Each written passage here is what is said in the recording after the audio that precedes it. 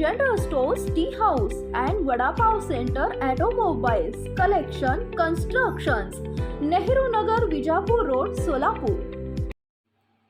टीकेवर खासदार कोल्हे यांचे प्रत्युत्तर. सकाळी मांडवगण फराटा या ठिकाणी अजित पवार यांनी खासदार अमोल कोल्हे यांच्यावर टीका केली होती. त्याच पार्श्वभूमीवर खासदार अमोल कोल्हे यांनी उपमुख्यमंत्री अजित पवार यांना प्रत्युत्तर दिले.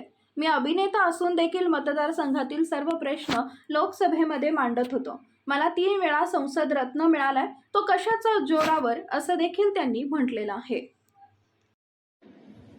जय शिवराय. खरं तर आज माननीय उपमुख्यमंत्री अजितदादा पवार यांनी माझ्यावर काही भाष्य केलं. ते मोठे नेते आहेत, त्यामुळे माझ्यासारख्या सर्वसामान्य कुटुंबातल्या व्यक्तीनं त्यांना उत्तर देणं उचित नाही असं मी कायम म्हणत आलेलो आहे. परंतु जे वैयक्तिक आक्षेप त्यांनी घेतले त्याविषयी उत्तर देणं क्रमप्राप्त आहे. दादा असं म्हणाले की सेलिब्रिटी उमेदवार देऊन आम्ही चूक केली किंवा जेव्हा उमेदवार मिळत नसतो तेव्हा सेलिब्रिटी आणला जातो. त्यात त्यांनी अनेक सेलिब्रिटींची उदाहरणं दिली. म्हणजे गोविंदा असतील, अमिताभ बच्चन असतील, हेमा मालिनी असतील, शत्रुघ्न सिन्हाजी असतील, या सगळ्यांची त्यांनी उदाहरणं दिली. मी नम्रतापूर्वक एक गोष्ट दादांच्या निदर्शनास आणून देऊ इच्छितो की आपण ज्या सर्वांची उदाहरणं दिली यातील एकाही सेलिब्रिटी झालेल्या खासदाराला संसद रत्न पुरस्कार मिळाल्याचं माझ्या ऐकिवात नाही. आणि शिरूर लोकसभा मतदारसंघातील मायबाप जनतेच्या आशीर्वादानं त्यांचे प्रश्न हिरिरीनं मांडत असताना पहिल्याच टर्ममध्ये तब्बल 3 वेळा संसद रत्न पुरस्कार हा मला मिळालेला आहे. राहिला प्रश्न, मी राजीनामा देण्याचं आपल्याकडे बोलून दाखवलं असं आपण वारंवार सांगतात. परंतु जर मी राजीनामाच द्यायच्या विचारात होतो तर मी संसदेत अनुपस्थित होतो का? मी संसदेत बोलणं सोडून दिलं होतं का? मी संसदेत प्रश्न मांडणं सोडून दिलं होतं का?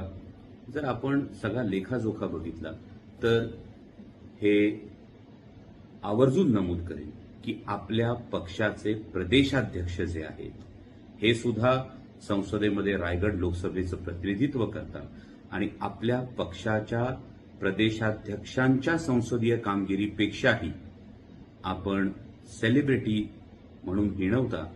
पण माझ्यासारख्या सर्वसामान्य शेतकरी कुटुंबातल्या एका मध्यमवर्गीय व्यक्तीची संसदीय कामगिरी ही आपल्या पक्षाच्या प्रदेशाध्यक्षांपेक्षा उजवी आहे, हेही आपण रेकॉर्ड तपासून पाहू शकता.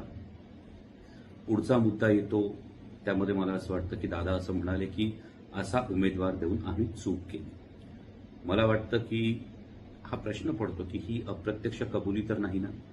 कारण ही चूक ज्या आमदारांचा आपल्याला पाठिंबा आहे म्हणून आपण पुन्हा भूमिका बदलल्यानंतर उपमुख्यमंत्री पदावर विराजमान झालेला आहात, या आमदारांना निवडून आणण्याच्या दृष्टीनं जी शिवस्वराज्य यात्रा निघाली होती ती तुम्ही चूक केलेला हा आज तुम्हाला वाटत असेल तर हा माणूसच त्या शिवस्वराज्य यात्रेची संकल्पना असेल ती राबवणं असेल हे सगळं तो करत होता. विधानसभेच्या प्रचारासाठी सुद्धा आपण एकत्र होतो. इतकंच नाही तर आपली राज्य सहकारी बँकेची चौकशी सुरू झाल्यानंतरही ही शिवस्वराज्य यात्रा माननीय प्रदेशाध्यक्ष जयंतराव पाटील साहेब यांच्या साथीनं आम्ही पूर्ण केली आणि आपणच निवडणुकीचा निकाल लागल्यानंतर याविषयी कौतुक सुद्धा केलं. त्यामुळे मला वाटतं की केवळ भूमिका बदलली म्हणून ही भाषा बदलते आहे का, हा एक मोठा प्रश्न निर्माण होतो.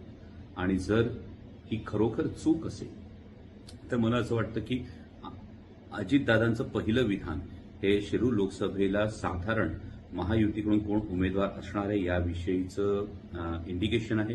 कारण दिल्लीतल्या वर्तुळामध्ये ही चर्चा सतत कानावर येते की शिरूर लोकसभा मतदारसंघामध्ये समोर कोणीतरी सेलिब्रिटी उमेदवार महायुतीकडून असणार आहे आणि त्यामुळे जे महायुतीकडून सगळे इच्छुक उमेदवार आहेत यांच्या एकूण उमेदवारी मिळण्याच्याच गोष्टीवर एक संभ्रम तयार होतो.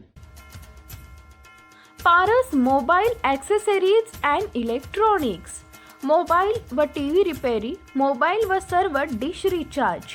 आमचा पत्ता 34/2/39 70 फूट रोड, न्यू पाच्छापेठ, सोलापूर.